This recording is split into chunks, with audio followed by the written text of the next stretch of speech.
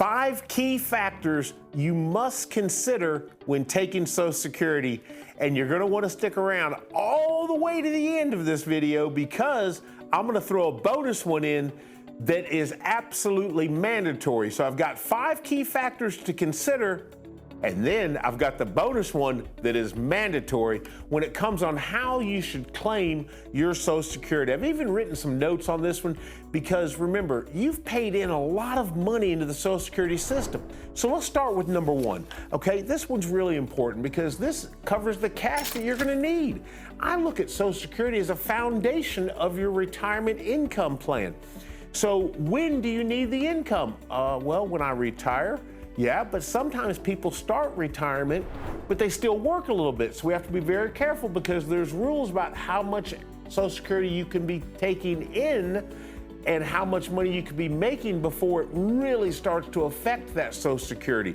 So we really have to consider that. But think about this. When can you start taking it?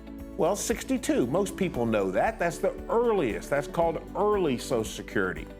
Then full retirement age, FRA, all the acronyms, that would be for most people age 67 currently.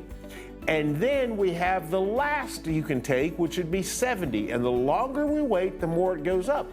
Well, when you look at math on this, immediately people start thinking, well, I just need to wait. The longer I wait, the more I'm gonna get. That is simply not true. We have to think about this in regards to where the other income is coming from and how it's gonna affect all of this. But when we get down to it, here's the thing that really comes in when you think about this income plan. Your bills are due. How are you going to pay them? If we're going to delay Social Security, where is the money coming from first? So this is the first part of the puzzle, is when and how we're going to take it, and we have to look at the overall financial situation to start to build this. Now your health and life expectancy has to be built into this equation. That's why when you go to your neighbor next door and they have great advice for you, they always do, and you ask them, hey, I was thinking about taking Social Security, what are your thoughts? Well, they're telling you what they did. They're not taking your history into account, and this is one of the places we have to. I remember personally talking with someone, and this particular gentleman was 62 years old, almost 62. And I remember discussing with him, and we started to build his Social Security plan, and I asked him about health and longevity in his family and things like that.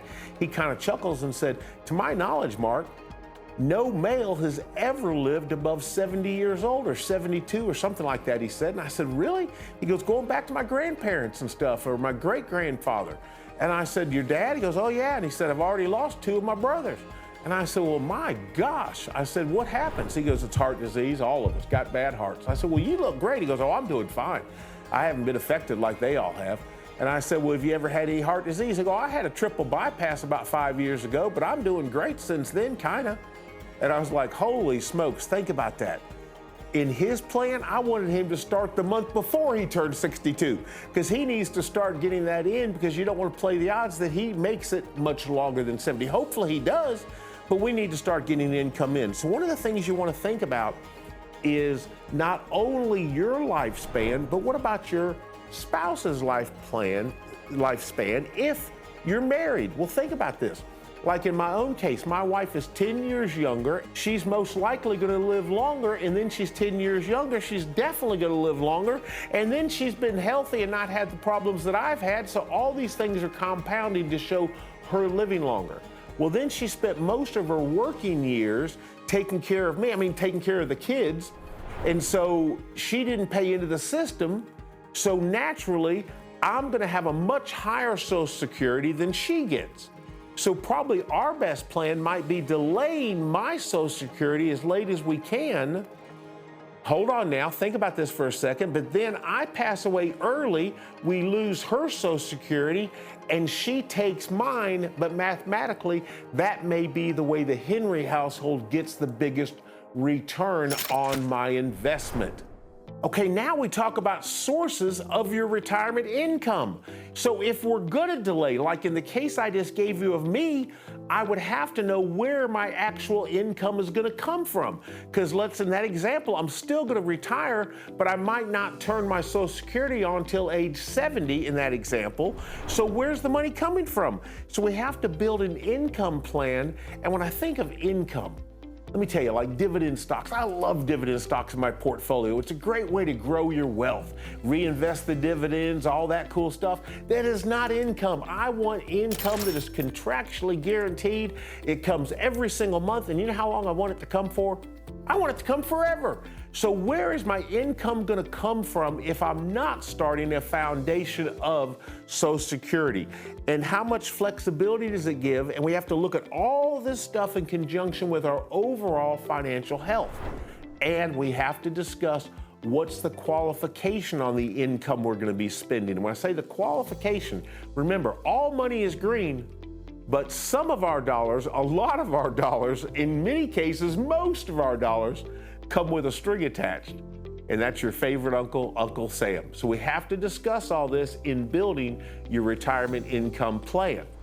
Then we have to think about to work or not to work. I kind of brought this up in the very first part of this, but we have to remember, if we decide to go back to work, a lot of times people retire, they're never going to go back to work, then their company hires them as a 1099, pays them more than they were making working to do 20 hours a week. It's amazing. They found out they were more valuable than they were when they were getting paid. But I see this all the time. We have to be very careful because, again, there is a certain threshold. If we make too much money and we haven't hit full retirement age or longer, then guess what happens? We start being penalized on our Social Security and paying it back. We don't want to do that. So we have to really discuss and look at other income we may have in retirement and how that will affect our Social Security if we start our foundation early. All right, so what about marital status and survival benefits? Now, this is a big one. We touched on it a little earlier when I was explaining how I may do it with the idea of delaying mine, taking hers, and then eventually turning mine on. And then Terry gets half of mine. It's not quite half, but it's close to that. And then we live a long, healthy life. I pass away first. She loses hers, takes mine. And then mathematically, that's how, if she lives a long, healthy life, we got the best return. But what about this? You see, that's not the same for many people. Sometimes we have to look at what strategy and how we're going to turn it on. And then we also have to discuss, what if somebody's been divorced before and remarried? It happens all the time. Well, think about this. What if your spouse was married before and they had 10 years to that other person? Did you know we could delay turning on her Social Security, the one she earned through her working years, and if her ex-husband is claimed Social Security, she's entitled to half of his benefits. She could start taking those as long as he's on Social Security. Watch this. Let hers continue to grow, and then maybe at age 70, her own benefit is higher than what she's getting. She can now drop his, take hers, and get the higher of the two. How cool is that when you're building your maximization for your Social Security income plan? All right, you made it this long. It's bonus time. Yeah, we covered the first 5, but this is the big one. This is the man. All those others are great, and we have to factor them all into building a Social Security income plan. But guess what? This is the one we have to talk about. Uncle Sam, your favorite uncle. And how is your Social Security going to be taxed in retirement? So think about this. Up to 85% of your Social Security can be taxed. We have to look at withdrawal strategies and how we limit that. Remember, when we start looking at building this income plan, we want you to keep as much of this Social Security as you can in your foundation of your retirement. So we have to look at how these withdrawals, along with other withdrawals, because remember, Social Security is not enough income to live on.